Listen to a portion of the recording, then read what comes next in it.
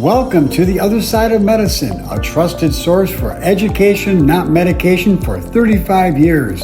In every episode of The Other Side of Medicine, we deliver health information your doctor won't tell you about.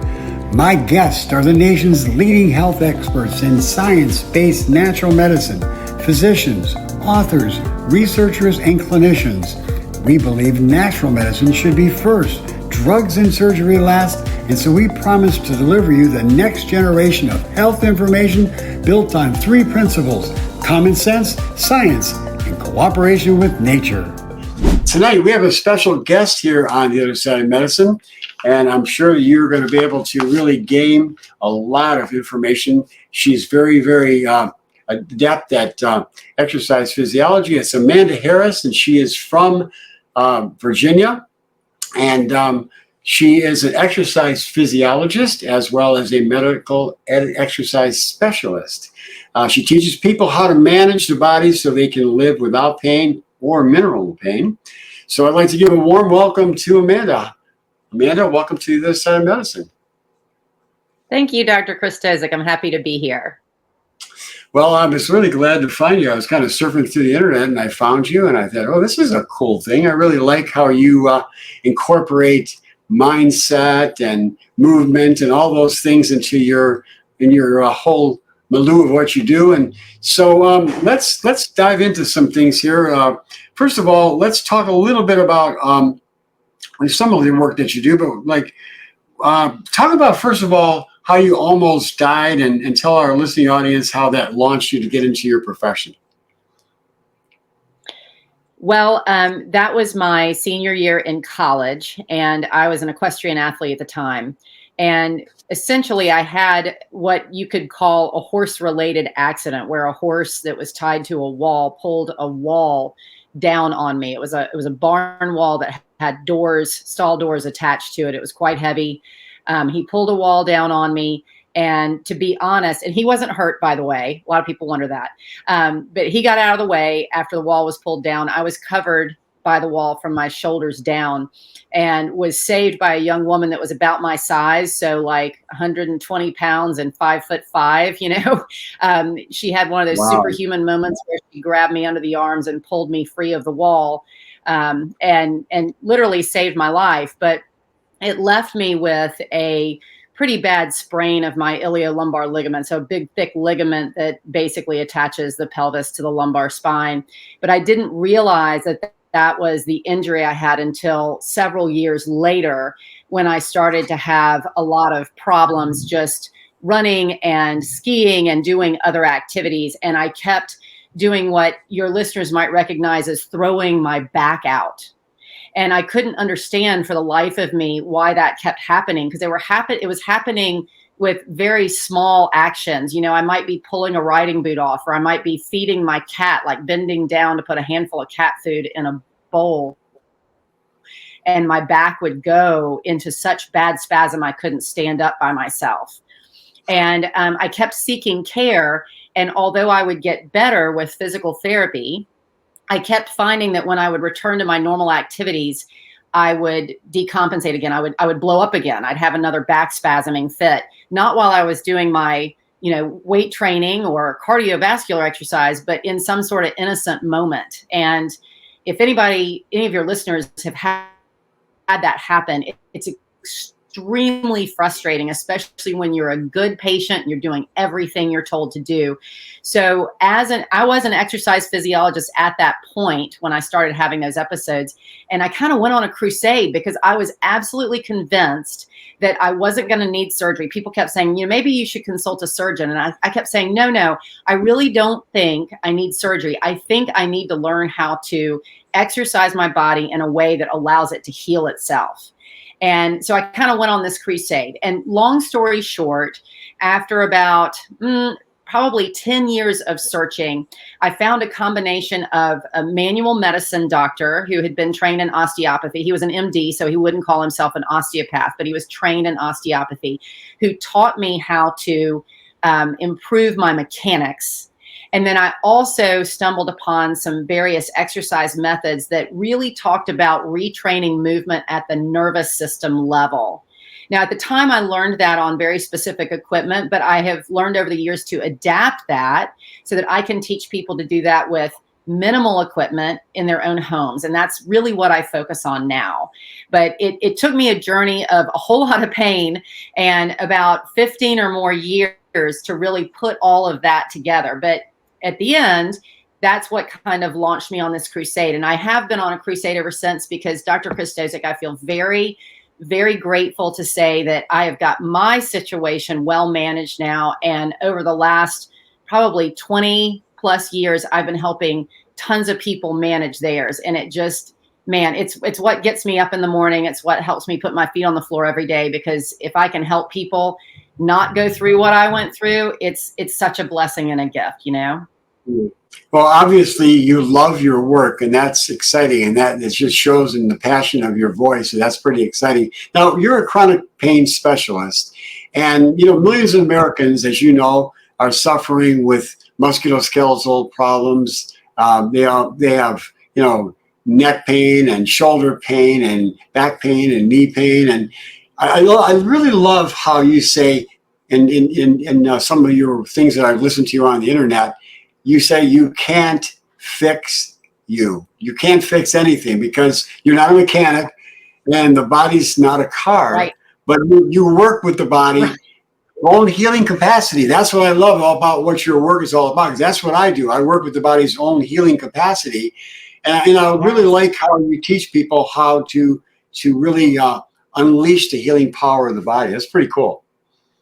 I love that. I get a little passionate about this, but I'm going to curb it so that your listeners don't have to listen to me sort of ramble on about it. But I am amazed every day at what an amazing machine our bodies are, and how well engineered they are. And I have heard over my journey through this work, I have heard, I don't want to name names, but I have heard several different types of physicians even talk about how poorly designed the spine is or how poorly designed the body is. And I find that to be completely the opposite of the truth. I feel like this body is beautifully designed if you can learn from it. And I don't know about you, I bet you're this way too. I feel like every client teaches me something, because Absolutely. nobody has an algorithm that you can follow. Like a mechanic can follow a flow sheet, and they can pretty much guess based on the parts in the car exactly when they hear this noise, this must be wrong. Human bodies adapt and respond to stimuli in their own personal ways. And so every client, every patient, your patients, my clients, offer the opportunity for us to learn and really problem solve in new ways. I just think it's amazing what that body can do. And so when I see someone who's in pain that has gone through all this decompensation, I consider it a great privilege to learn from that body and figure out, how does this body need us to stimulate it, to access it so that it can heal. It's really amazing. That's beautiful.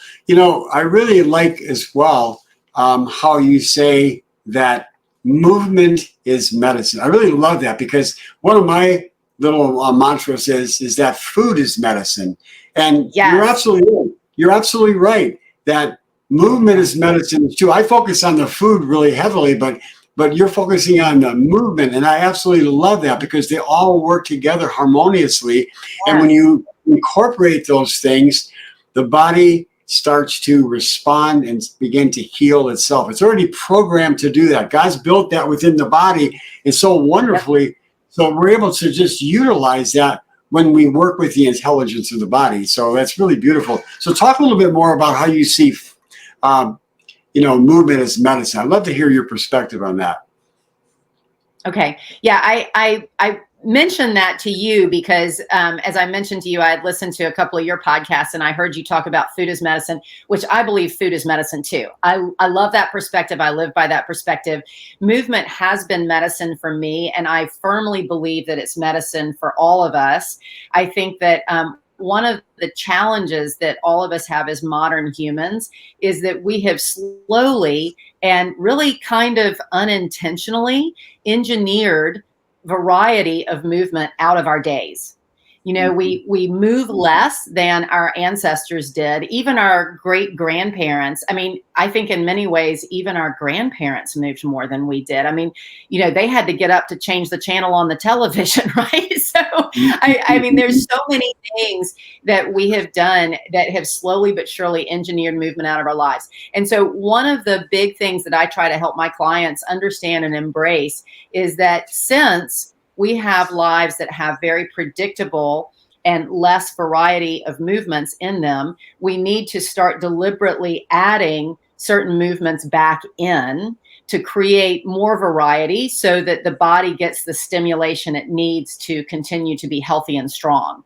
To get the blood flow to all the muscles, to get the synovial fluid moving in the joints, just to keep joints less stiff and to keep spines more stable.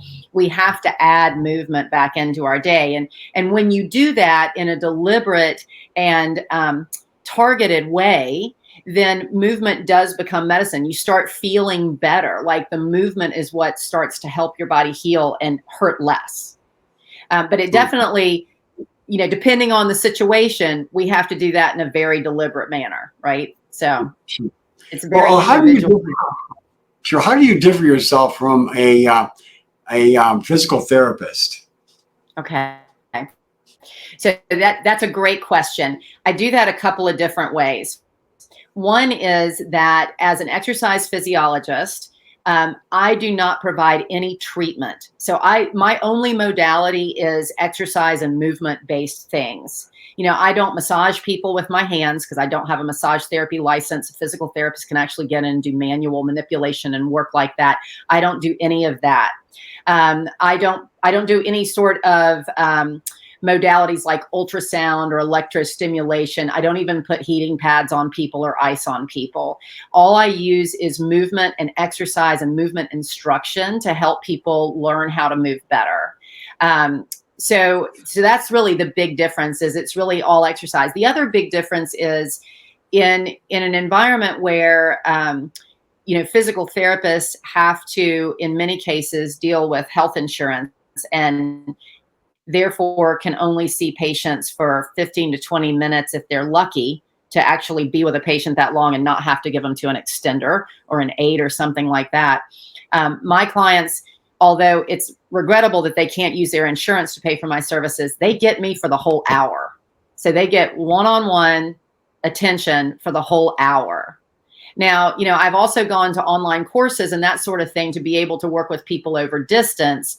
But even in my online course, I meet with my group once a week and give them my full attention and go through whatever scenarios they need to go through and, debrief their concerns or review exercises to make sure they're getting what they need to move forward. So in that sense, there's more focused time on exercise. And I have both colleagues in the physical therapy space and I have mentors that have taught in physical therapy schools who have told me that, there's less and less of a focus on exercise instruction in physical therapy school now. And let me tell you, Dr. Krystosik, I'm an expert in exercise. I mean, it's what I was trained to do. It's a love of mine. It's an interest of mine. As I mentioned earlier, I love the challenge of helping the body move better. And so the focus is on movement and exercise and not on those modalities and treatments. Yeah, so that's the really big difference here. Movement is life. So, that's the key phrase there. If we don't have movement, we don't have life. So if we can enhance that and we can get education onto the exercises that are going to help to heal our body, restore our body, and maintain our body in good health, I mean, that's the name of the game, isn't it? It is. And I think the biggest thing that I've learned over the years is being able to progress and regress exercises and movement patterns in a way that the body can both tolerate and learn from it. Because I think often people are given exercises that, quite frankly, are overfacing them. They're too challenging for the body at that moment. They might be the right exercise, targeting the right areas, but they're too hard. And so the patient or client is struggling with the exercise, probably using the wrong muscles, probably using poor technique, and not getting better. So 9 times out of 10, if I'm met with someone, and it happens with, I hate to say some regularity, a little regularity, where someone comes to me and says, I tried physical therapy, but it made me worse. 9 times out of 10, it was a good therapist who was giving them the right exercises, but maybe at too high a level, too high an intensity level. The body wasn't able to learn. It was literally pushing them into sort of a nervous system overload, and so more pain. And so often I just take those exercises, I look at the exercises, I think, oh, this was a great exercise. Now let's make it about 5 levels easier. And then the person goes, oh, now I get it. This feels amazing. Great. Right. So often it's just grading the exercise so that the body can learn from it. Now, when we have injury, and I see a lot of patients with injury as well as a chiropractic physician, I really have a great love for functional medicine, which is evidence-based natural medicine for all kinds of chronic illness. But I see patients with a lot of pain as well. So let me get your perspective. How does the brain and the nervous system, how is it able to reprogram the body to adapt after injury? What does the brain and nervous system do? So I see this on a couple of different levels. There are a lot of people out there right now talking about nervous system regulation, almost to the point where it's become kind of a buzz term across many industries, right? You're probably recognizing that. It's something I've been working on for years. So I think it's kind of funny that now it's being recognized across different disciplines as being a real issue in modern society. But I think it's always been an issue, because when you have an injury and you've got pain, you go into kind of, well, depending on your constitution, can I put it that way? You can go into a little bit of a sort of what I think of as like a sympathetic crisis, where you're going into a stress response. And so the nervous system is kind of jacked up. I'm kind of trying to use plain language here, so your listeners can understand. People get into this heightened sense of I'm hurting and it's wearing me down and I can't cope. Right. And they start to get really stressed over it. Really, pain is a terrible form of stress. And then if you add daily stressors to that, whether it's, the pressures of raising a family and keeping a full-time job and running a household and, all the things that a lot of us are doing on top of that chronic pain from the injury, now you've got a recipe for amplified pain. Because stress is like, I always tell my clients, stress is like a big megaphone for pain. So when somebody comes in and says, oh, I was just made the executor of my aunt's estate and my back is killing me. It's like, well, yeah, I bet it is. Right. And so a lot of the early conversation is around helping people manage that stress and learning how to literally calm the entire system down through some deep breathing techniques that I use. Not only like, I don't teach meditation. So I use them not only to kind of calm people down, but it's also part of the strategy I use to help people retrain the deep lower back support system. So it actually dovetails really nicely into some of the exercises we use early on to help people start to control spinal movement again. It's just talk a little bit about how, when there's injury, how the body so brilliantly tries to make certain things, certain muscles tight, and then allows other things to be able to kind of become lax. So talk about that some, so the audience can understand that, how the body is able to do that. Right. So when the body senses pain, especially in that lower back area, in the back, it can be the upper back, the lower back. Actually, I've had clients that have had a gallbladder removal that with laparoscopy, like the little tiny incisions, but it's still an interruption into the abdomen. That any of those types of things, surgeries, injuries, they create this nervous system cascade. I like to think of it as a cascade. And it's really, I believe, meant to protect us. I've heard it demonized by people, but I really believe it's meant to protect us. Because the way I see the nervous system is it functions a lot like an overprotective mother. So if you've ever had one of those, or you are one of those, you can appreciate the fact that the nervous system isn't doing what it's doing because it's evil or it's angry or it hates you. It's doing what it's doing because it's trying to protect you. So when I put it in that vein, now I heard that from somebody a long time ago on somebody's podcast. I wish I remembered who it was to give them credit. So that I didn't come up with the overprotective mother thing, but it's a beautiful metaphor. So if you've got this overprotective mother nervous system and you've got back pain, we know that if you've had back pain for more than 12 weeks, which is the definition of that is chronic back pain, right? Your nervous system starts to unplug those muscles that are closest to the spine, all those little stabilizing muscles that help control motion at the level of the spine.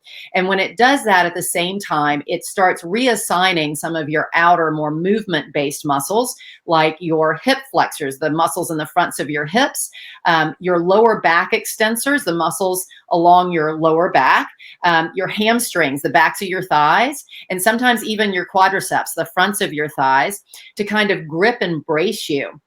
So because often people say to me, like, why would my body unplug those deep stabilizers? Well, because it's afraid you're about to do something to hurt the body again. So what it's really doing is it's kind of saying, hey, all hands on deck, batten down the hatches. We've got to protect you just in case something bad is about to happen again, right? So now you've got all these muscles that are responding to the nervous system and they're gripping.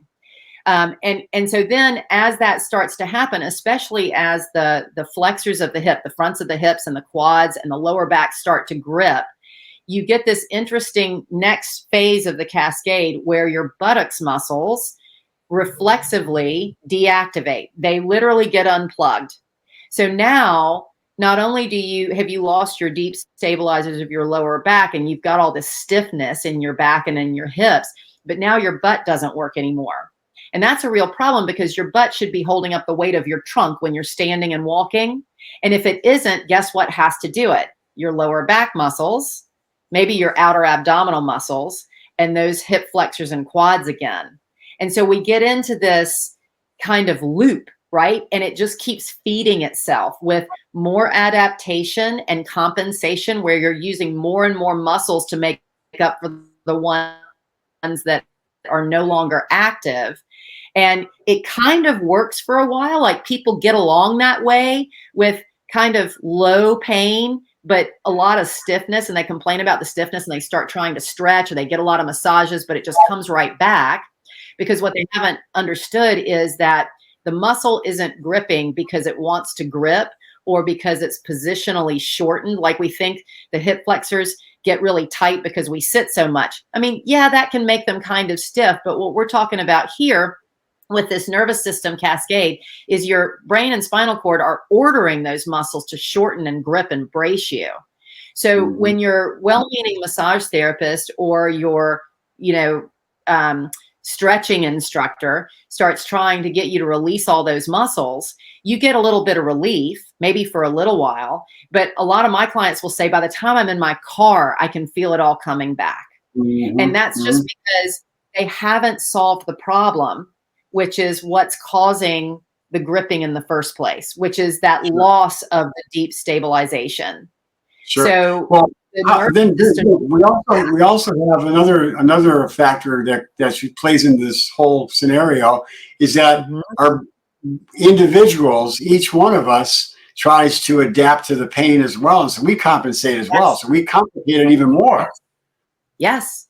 And as we're adapting to the pain and we're typically moving away from the pain, I've got a couple of clients I'm working with right now. One that when he came to see me, he was leaning so far to the right. It was almost like a cartoon. I mean, I didn't laugh. It was hard to look at him without kind of smiling, right? Because he's leaning so far to the right. And I looked at him and I even asked him, I said, do you feel like you're standing up straight right now? And he said, well, as straight as I can.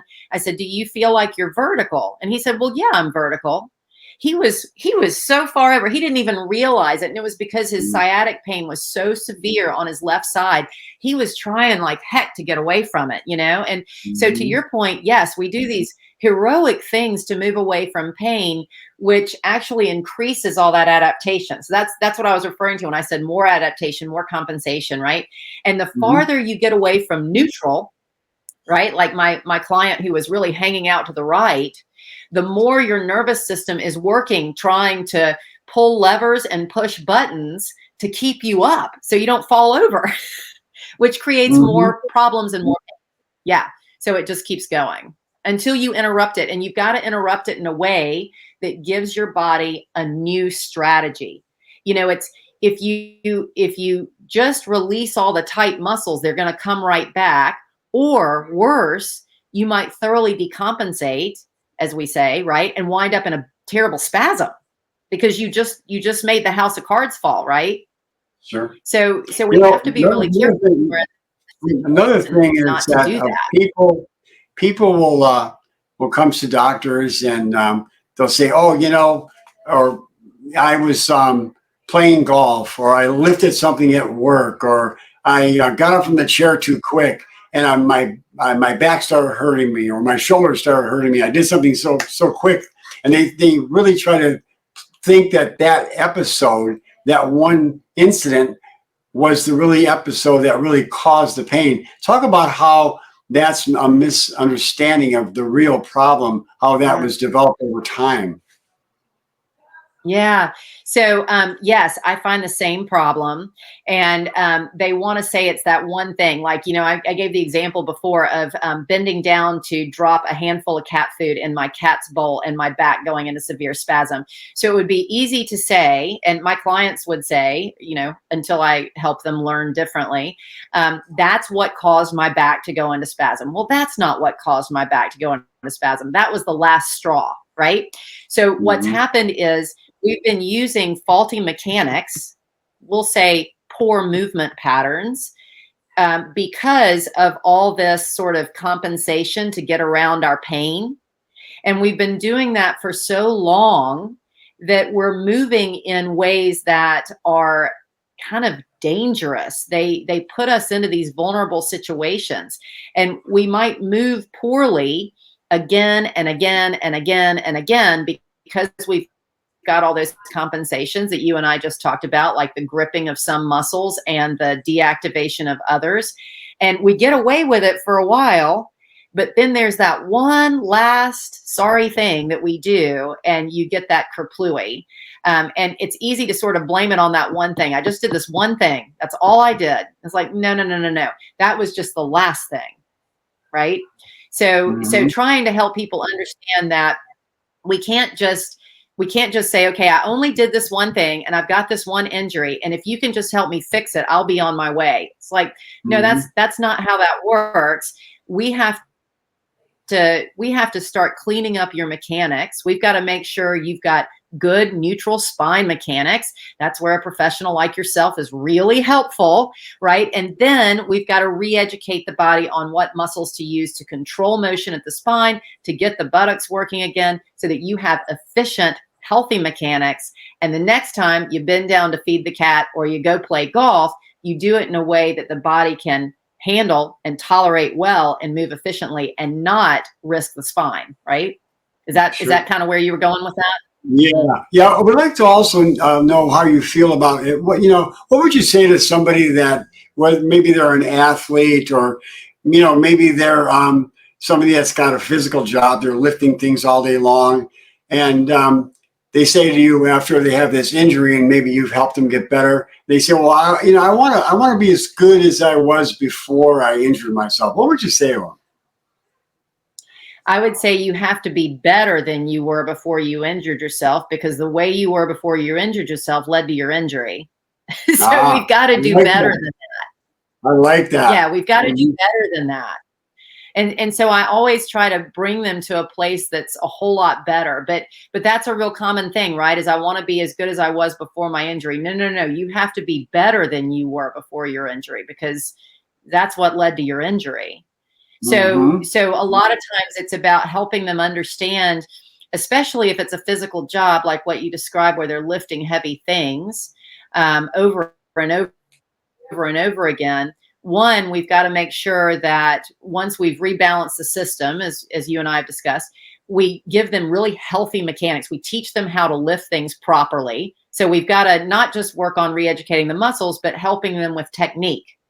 And then the other thing that I do a lot of focus on at that point is making sure that their movement environment is balanced. And what I mean by that, I kind of made that word up. I'm using environment in a very specific way, is that when we talk about the variety of movements that you or I or that person does in a day, by and large, they're probably relatively predictable, right? Like if we don't put in a targeted exercise session, they're pretty predictable movements.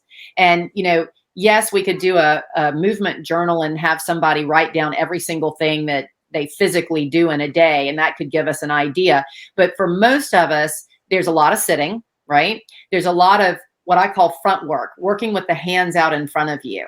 That's certainly true in your job. That's certainly true in my job. And then, not even counting the time we're on the computer, right? Doing notes and all of those things, or maybe typing emails back and forth and that sort of thing. But there's probably not a whole lot of backward bending. There's probably not a whole lot of rotation. There's probably not a whole lot of ankle flexion or hip mobility, right? Like movement at the hip. How often, I'm asking your listeners, how often do you sit where your hips are actually in an angle that's different than 90 degrees? How often do you sit on the floor? Unless you have small children or a dog to play with on the floor. A lot of people don't get on the floor. And so I think if I've got somebody like that that's got a physical job, that's doing kind of the same predictable physical things, I'm going to make sure that they've got more variety that we're engineering into their days, so their movement environment is more diverse, so that hopefully in the future they don't have that same kind of injury. Sure. I was really curious to know your thoughts on this. What is your thoughts on when you have back pain? To a lot of people, and including myself, will recommend strengthening the core and gluteal muscles. And I saw some of your previous podcasts or things that you've done in the YouTube, and you said you don't recommend that. Why is that you don't recommend that? Okay, that's a great question. So I do believe we've got to get the deep muscles of the lower back. We can call it the deep core. I think core gets so it's almost become kind of a trash term for like muscles in the abdomen, right? But mostly what we think of when we think of core, what most of us think of when we think of core, are the muscles you work out in the gym. So crunches and planks and things like that. But the muscles that get really unplugged and deactivated with back pain are deeper than that. So these are the muscles that control the spine segmentally, so at each level, and kind of help decelerate certain motions, and so we call them stabilizers. So I don't want your listeners to mistake the word stabilizer for stiffener, because you can move with stabilizers and still have lots of motion. My best example is if you look at a healthy dancer, or we've got the Olympics going on right now. Oh my goodness, if anybody's been watching some of the gymnastics. So those bodies are extremely mobile, aren't they? But their spinal muscles, those deep stabilizers of the spine, are firing beautifully, or else they would not have all that movement capability. When the deep stabilizers of the spine are not firing well, that's when we get the stiffness that all of us hate that comes along with back pain. That's what we were talking about earlier, right? So if we send somebody to the gym and say, strengthen your core, they're going to wind up targeting those same outer muscles that are probably bracing you right now.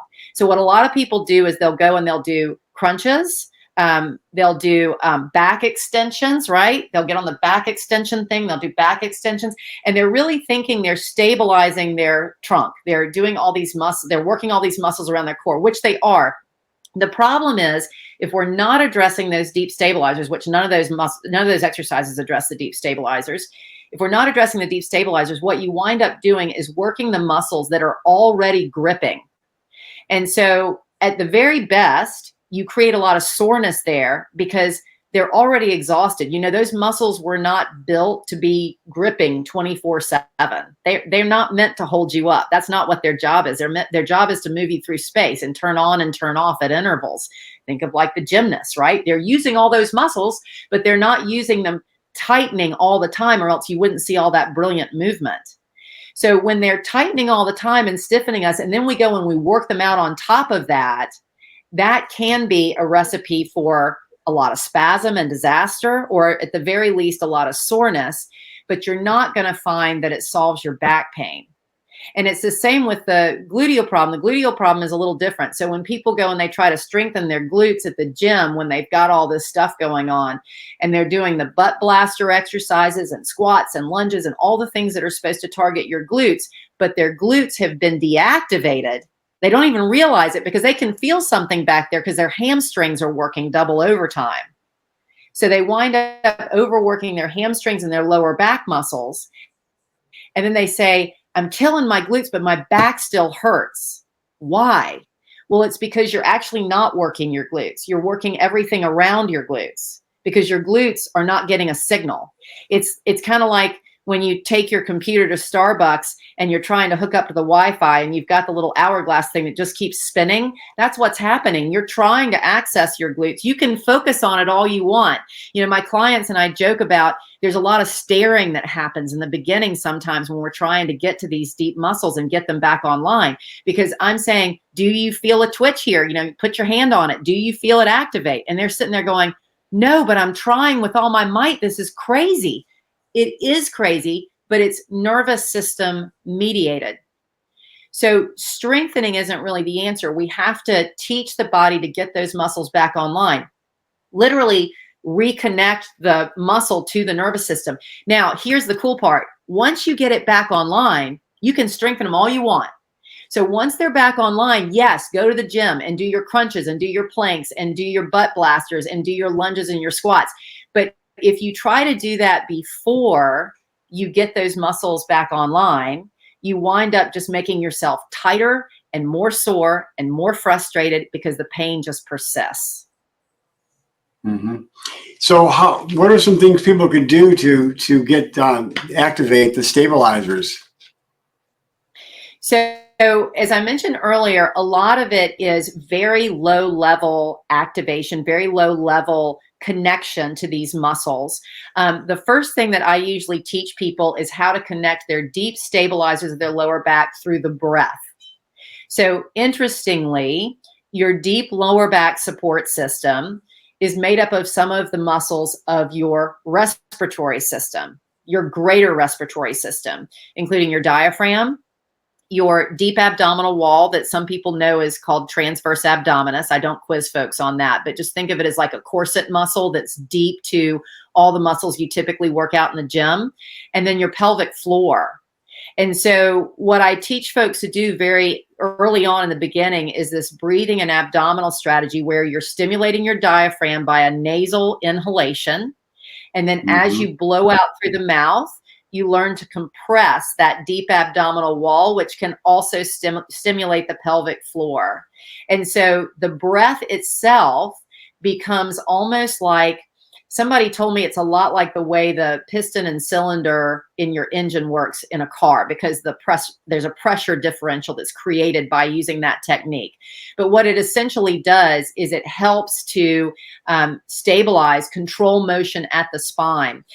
And when we're teaching that technique, it often feels very overdone and contrived. But the idea is if we can get you using that system with the breath, you start utilizing it by habit, and you literally kind of restore your autopilot with it, so that when you're doing a small task, like feeding the cat, you might use it at a very low level with not a lot of breath. You wouldn't hear me breathe to do that, but my system's automatically doing it. But when I'm doing something that requires a bigger challenge, like lifting a heavy box, you're going to hear me exhale so that I'm really activating that system along with all those outer muscles we talked about strengthening later. So there's a whole continuum I teach people, from learning how to use the breathing and abdominal technique all the way up to incorporating those outer muscles as well. With the glutes, we do a lot of just isometric. You like this? I think it sounds good to you? Go ahead. Oh, I was just going to say that with the glutes, we use some isometric activation. And what I teach people to do with the glutes is first to squeeze them like you're lying on your back. So I try to take the challenge level way down, because you got to really focus on making sure you're feeling the muscle that's being targeted. Because like I said, it's so easy to just substitute with your hamstrings, like the backs of your thighs and your lower back. So what we usually start with is having the person, or me if they're with me, put their hand right in the middle of their buttocks muscle. So the big muscle that we all sit on, right? And they're lying on their back while they do this. And the first part of the exercise is just to simply squeeze that muscle. So squeeze it and release it, and squeeze it and release it. And that's to kind of establish, okay, I know where that is, because most people can do that. The next part is with their leg out straight, can you squeeze it and then, I'm going to say, moderately push your heel down into the surface.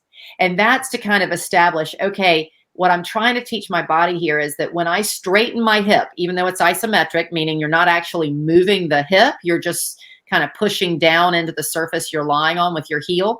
When I straighten my hip, my glute should fire. That's the opposite of what most people say, right? Like most fitness people would say, if you want to straighten your hip, you have to squeeze your glute.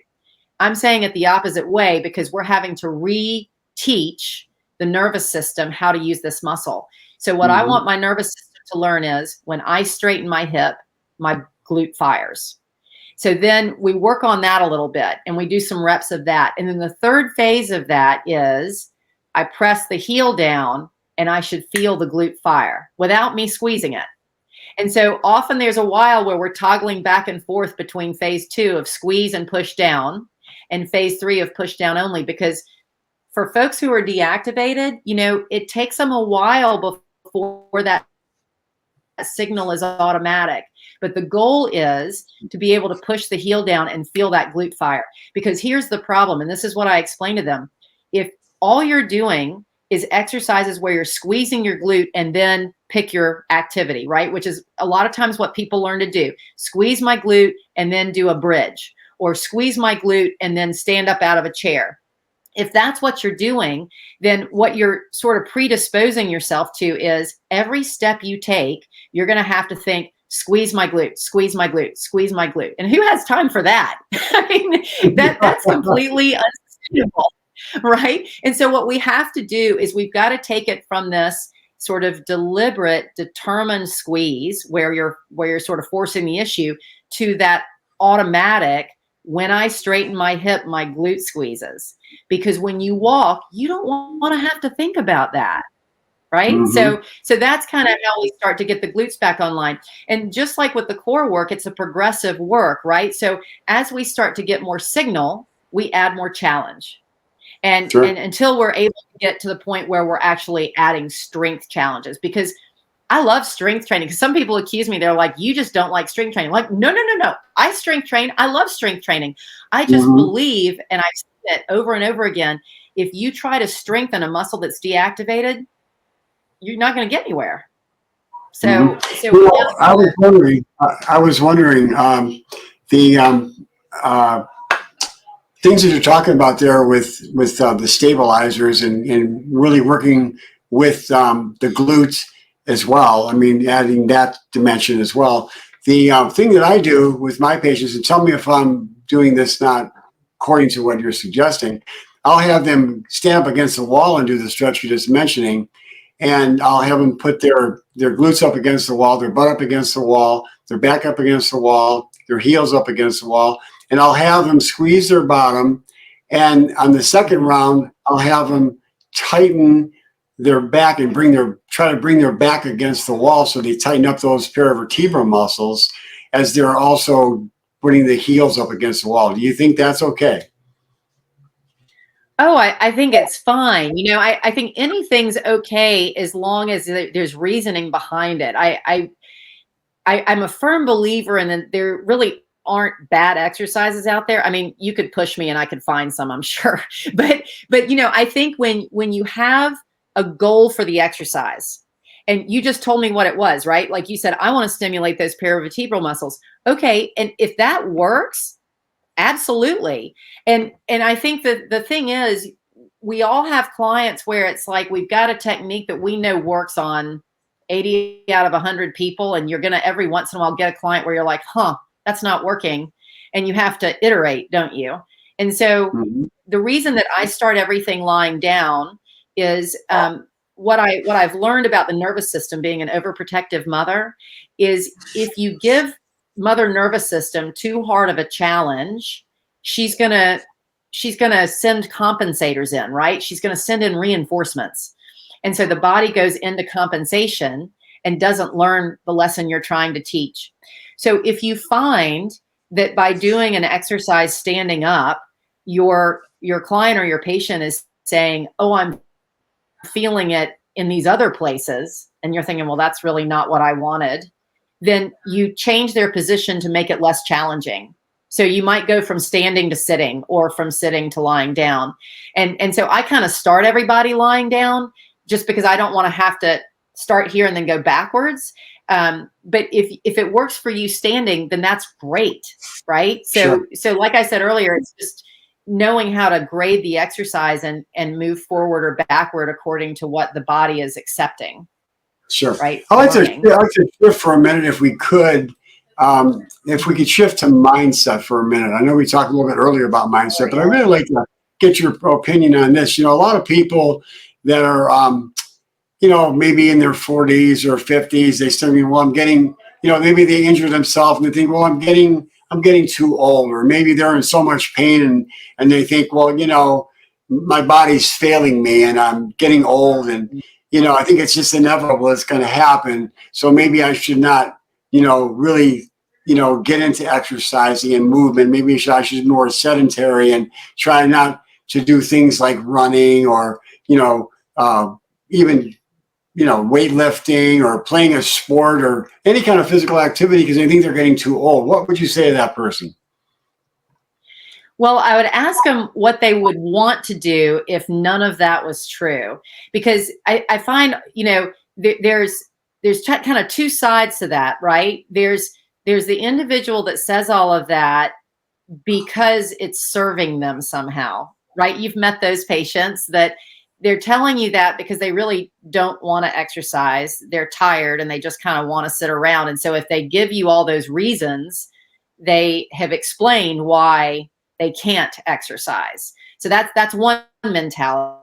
Yeah, I'm not talking about that person. The other mentality is I'm talking about the person who thinks that they're getting old and that. So you're talking about, yeah. So that's the person who's losing hope, right? That's the person you're talking about. Exactly. That's the person that would like to keep going, but they have started down a belief system that is they're scared, right? It's basically a fear thing. So they see their friends doing less and they see their friends becoming less and less capable. And then they start reasoning out that these aches and pains may mean something that they don't necessarily mean, right? They're creating meaning behind something that is just the thing. I actually had this conversation with a client this morning, a brand new client, about, you know, are you saying that you think your back hurts because you're 71 because you believe that because somebody told you that, or are you saying that because you're afraid that's the truth? And he said, well, I'm afraid that's the truth. And I said, what if I told you that your back doesn't have to hurt regardless of your age? And he looked at me and he said, you really think there's a chance for me to heal my back? I said, I do. And then I looked at him and I said, but the more important question is, do you? Right? And that's where we have to get to. We have to give that individual enough evidence that it's possible to be free of their back pain, and then start them down that road and give them the mile markers and point them out. Like, and I have to point them out. And I've done that for many people. Like, do you realize that you came in last week and told me you felt good for 3 days and then your back started to bother you a little bit again on day 4? But this week you came in, I haven't seen you in 7 days, and you told me you've been pain-free all week. And they were like, oh, I did. Great. So now what do you think about your age related to your back pain? Oh, it has nothing to do with it.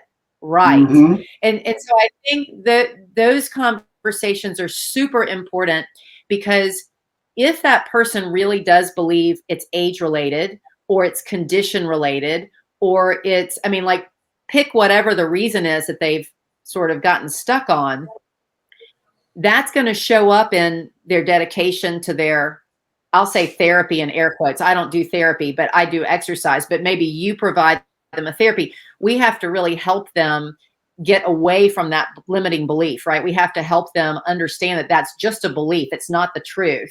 So the fact is, yes, you have back pain, but you've put this meaning to it of because of my age. If we take the age away and we say, yes, you have back pain, but we're going to work that out. It's like, oh, okay. So I can be 71 and be back pain free. Yes, you can. Right. Mm-hmm. So I firmly believe that's a very important part of our work as people who work with back pain, to really help people navigate those beliefs that sort of find their way into their subconscious and kind of drive the boat. Like we gotta get them out of that.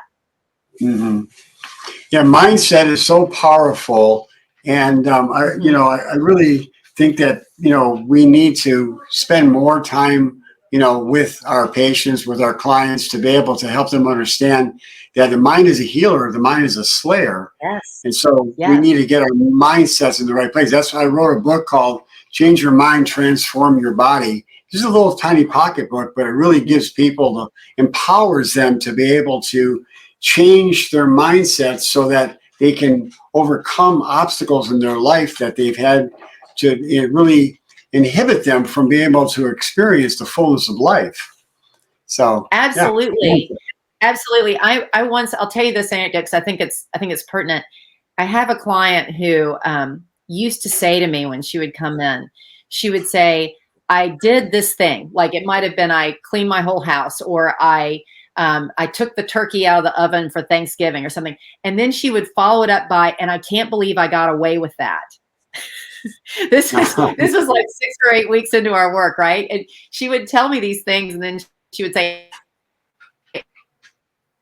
and I can't believe I got away with that. And I finally looked at her one day and I said, okay, you're not going to say that anymore, because you're still in that mindset of, I have all these limitations and I'm somehow getting away with this. I said, what I want to hear you say next time is, listen to what I can now do. I can now clean the house without back pain, or I can now pull a 20-pound turkey out of the oven without hurting myself, or I can now paint an entire bedroom without having my shoulders kill me, or whatever it is, but no more of this. And I can't believe I got away with it. She came back the next week and she said that it was mind-blowingly different when she would catch herself even thinking about it. Because sometimes they're not things we say out loud. They're just the things in our heads. And she said she started catching herself, and it made things so different for her, because she started pushing and trying new things and realizing that she was entirely capable of more than she was giving herself credit for, all because she quit saying, and I got away with it. See, she was still working from this like limited place. And then she changed her mindset. So yeah, it's incredibly powerful. Sure. Why do you steer people away from doing yoga stretches when they have back pain? So that is a very similar situation in my mind to the strengthening your abs and your buttocks, but it's on the mobility side. So I hear a lot, sadly, people will come in and they'll say, I'm here because I was having back pain. My doctor told me to start taking yoga. I started taking yoga and now I'm worse. And it's like, oh, right. It's a similar story to the strength training thing. I also occasionally hear it about Pilates, and they'll say, I think yoga is bad for me. No. Yoga is not bad for you, but you haven't learned how to move your body in a way that yoga can be useful to you. And so what happens is you get into yoga with that stiff lower back and tight hips and stiff ankles, and you're trying to make your body look like the instructor's body. And it just doesn't work, right? Or you're trying to push. And unfortunately, there are some instructors out there, not as many as there used to be, I think, but there are some instructors out there that will keep telling you, can you push a little farther? Can you take this a little bit more? Can you go deeper into this, you know, for most of our clients and patients, Dr. Krystosik, that is the absolutely wrong thing to say to them. But unfortunately, they're in these classes with instructors that have no idea what. It goes back to the idea of listening to your body. That's what it's really come down to. Yeah, yeah. But the patient or the client doesn't know any better. They're just following the instruction, and the instructor doesn't know any better because they've just got the bodies in front of them. They don't realize this person has these conditions. And so it kind of is this no-win situation. And so often when somebody comes to me and they say that yoga jacked them up or Pilates jacked them up, it's like, no. Let's not chastise that method. That method is perfectly good, but your body wasn't ready for that method. Let me teach you how to move well so that yoga or Pilates or whatever method you're doing is useful to your body and actually helps you, because it can be immensely helpful.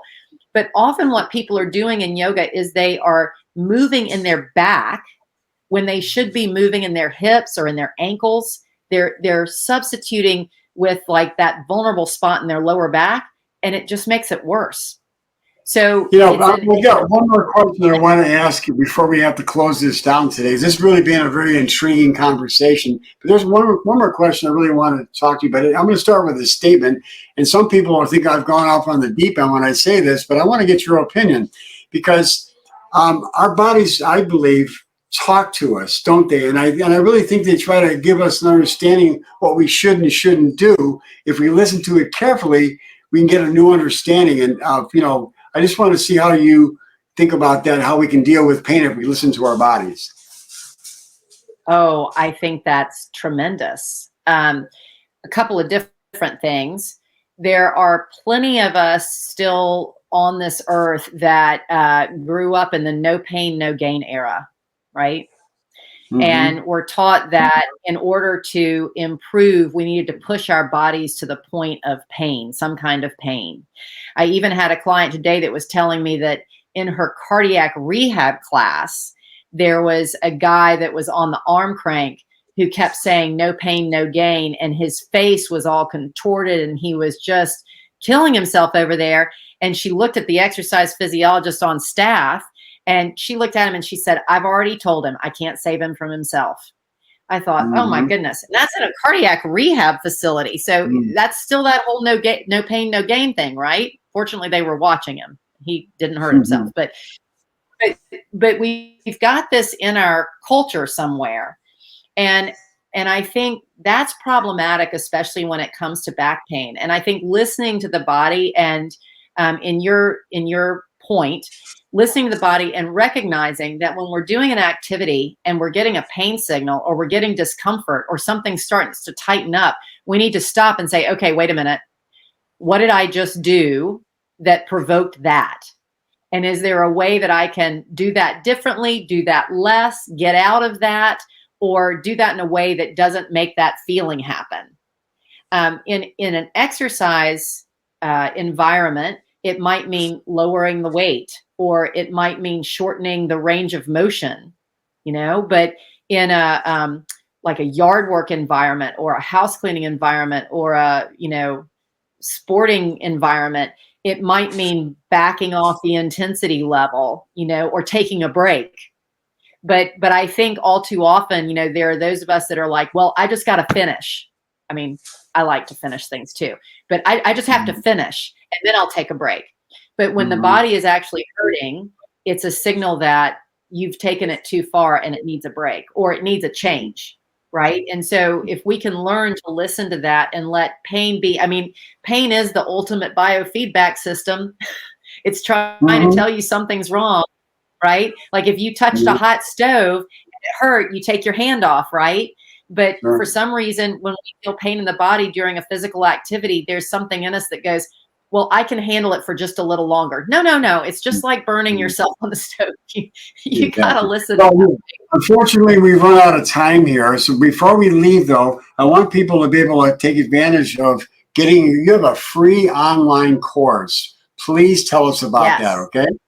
How they can get that. Yes, Okay, I have a online course that I offer for free, and we'll make sure that your listeners have a link to sign up for a free seat in the show notes. It's What's called it called?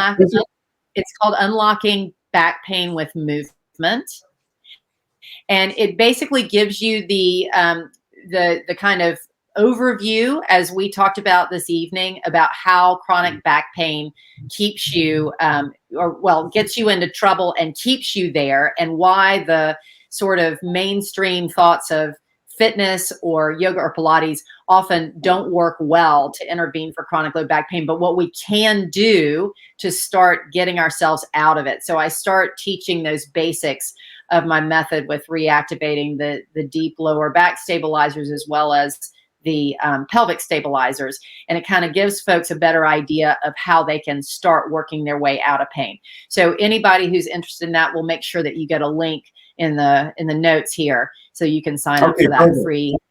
Amanda, yep. I want to thank you so much. This has been very, very enlightening. You've got a lot of information that people need to learn about. And I just really hope that people take advantage of what you have to offer. What is your website, and how could people get in touch with you? Great. My website is reconnect.com. That's RE-KINECT.com. And there is a contact us link right there on the website. So feel free to click on that link and submit a little email to me and tell me you'd like to talk to me, and I would be happy to schedule a time to talk. And like I said, we'll make sure that that link to the online course is there. That gives you another opportunity to see what I teach, and if that method resonates for you. So, but would love to invite your listeners. If anybody wants to talk to me, I'm always in for a good conversation to help folks start working their way out of pain. I love doing it. Amanda, thank you so much. You've been very gracious. Have a great evening, okay? Well, thank you. Thank you, Adios. Dr. Krystosik. Thanks for having me. You take care now. You too.